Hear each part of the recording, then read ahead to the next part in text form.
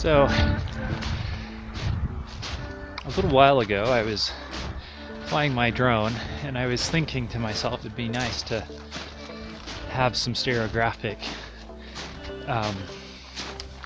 footage, but of course the drone only has one camera, and for stereographic imagery you need two viewpoints. I mean, we have two eyes, about 3 inches apart. So, but I suddenly realized that if I turned the drone sideways and flew it sideways instead of straight backwards and forwards, that if I then took the footage and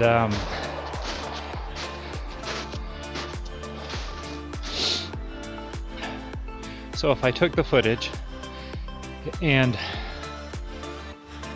delayed it slightly, then I could get that kind of 3-inch spread from a different perspective.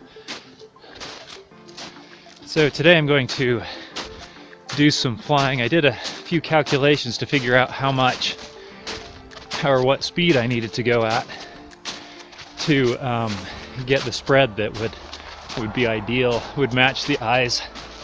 So I'm going to try to do some of that today, and we'll see how it goes. I'm up Logan Canyon in a small side canyon, and I'm gonna hopefully see if I can find some cave entrances with my drone, and also try the stereoscopic technique. So I found a spot that I'm going to fly from. It's a little bit up on the side of the hill.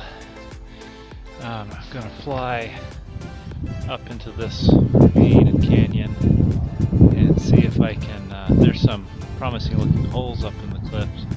We'll see how it goes. It's starting to get a little bit windy, so that may be a problem. We'll see.